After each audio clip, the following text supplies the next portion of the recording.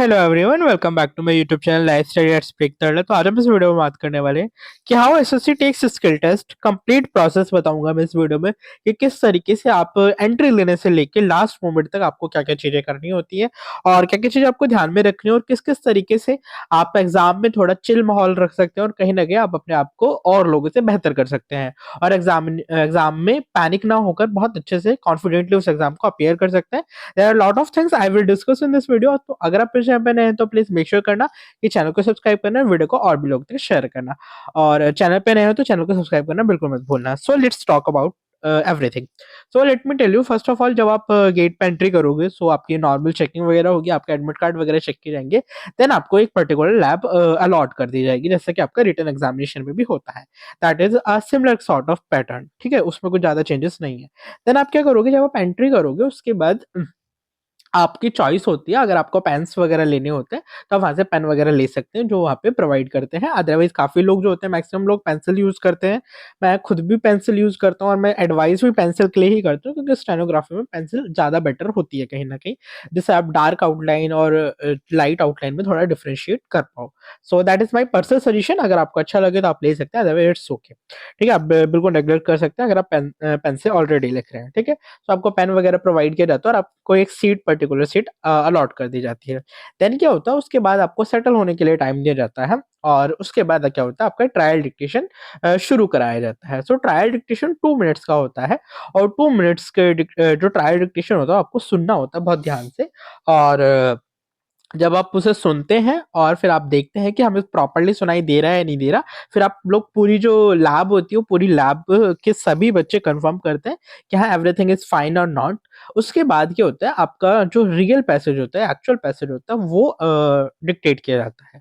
और ये जो सारा काम होता है ये आपका इलेक्ट्रॉनिकली होता है, कोई फिजिकली वहाँ पे कोई प्रेजेंट नहीं होता है। फर्स्ट ऑफ ऑल मैं बता दूं, मतलब पहले ऐसा होता था कि कोई पर्सन आके डिक्टेट करता था तो वहाँ पे थोड़े से इश्यूज होते थे कि पीछे वाले बच्चे को आवाज नहीं आई, and there are lot of issues like that.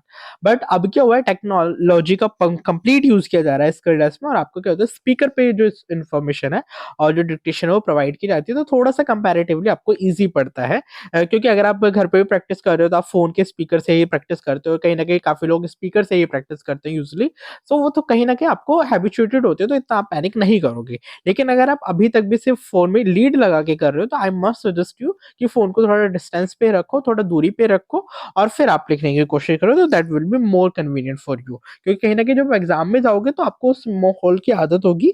क्योंकि जब आप ईयरफोन लगा के लिखते हो तो आपको बहुत क्लैरिटी होती है, आपको वर्ड प्रॉपरली सुनाई दे रहे होते हैं। और जब आपके दूर कहीं से आवाज आती है स्पीकर के थ्रू तो आपको थोड़ा सा पैनिक वहां पे आप कर जाओगे, अदरवाइज कहीं ना कहीं आपको दिक्कत होने वाली है। सो मेरा सजेशन है कि आप पहले से उस मोड में चले जाओ कि हाँ अगर दूर से भी आवाज आ रही है तो I can listen it properly. ठीक है, so that is the thing. फिर आपका एक्चुअल जो पैसेज है वो डिक्टेट कर दिया जाता है। देन आपको 10 मिनट का टाइम मिलता है उसको रीड करने के लिए।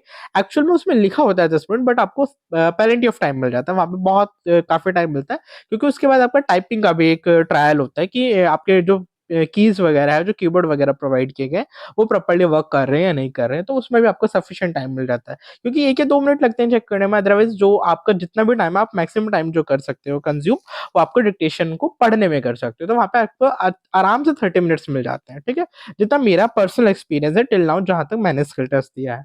ठीक है, उसके बाद क्या होता है, उसके बाद आपको जो एक्चुअल पैसेज होता है वो आपको टाइप करना होता है। फिर उसे टाइप वगैरह करके आपका जो कंप्लीट टाइम होता है, ग्रेड डी के लिए 15 मिनट्स एंड ग्रेड सी के लिए 40 मिनट्स जो अलॉट किया जाता है, उसमें आप कंप्लीट टाइप कर देते हैं और वो ऑटोमेटिकली वो बंद हो जाता है। एंड देन आपको फाइनली की स्टॉक्स दिखाए जाते हैं कि आपने की स्टॉक्स कितने दबाए हैं। ठीक है, सो वो अगर आप नोट कर लेते हो तो आप काफी लोगों से मैच करोगे, so that will be around similar. तो जैसे मान लो अगर आपका ग्रेड सी का डिक्टेशन है तो इट विल बी अराउंड 6,000।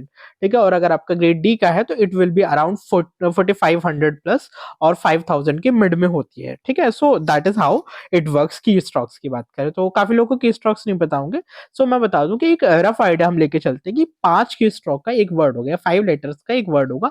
तो की स्ट्रोक होता है आपने कितनी बार की डिप्रेशन किया है, मतलब की कितनी बार दबाई है, सो वो काउंट हो रहा होता है। तो वो सारी चीजें से हम थोड़ा कैलकुलेट कर पाते हैं कि हमने कितना टाइप किया। ऑल्दो उसमें बैक स्पेस भी काउंट होता है, बट स्टिल एक रफ फिगर आपको मिल जाता है कि आपने कितने वर्ड्स एक्चुअल में टाइप किए हैं। ठीक है? सो दैट्स ऑल, जिस तरीके से एसएससी आपका स्किल टेस्ट कंडक्ट कराती है। अगर आपको ऐसी और भी वीडियोज़ चाहिए और आपको और भी चीज़ें जाननी है, जैसे मैंने जब एग्ज़ाम दिया था मुझे क्या-क्या डिफ़िकल्टीज़ फेस करने को मिली और किस तरीके से मैंने एग्ज़ामिनेशन दिया और किस तरीके से मेरा स्किल टेस्ट का पूरी जर्नी रही है, so I can share that part also. So अगर आपको चाहिए वो वीडियो तो आप उसमें कमेंट सेक्शन में कमेंट करना ज़रूर करें और चैनल पे नए हैं तो प्लीज़ मेक श्योर करें कि चैनल को सब्सक्राइब करें, वीडियो को और भी लोग तक शेयर करें। So thank you.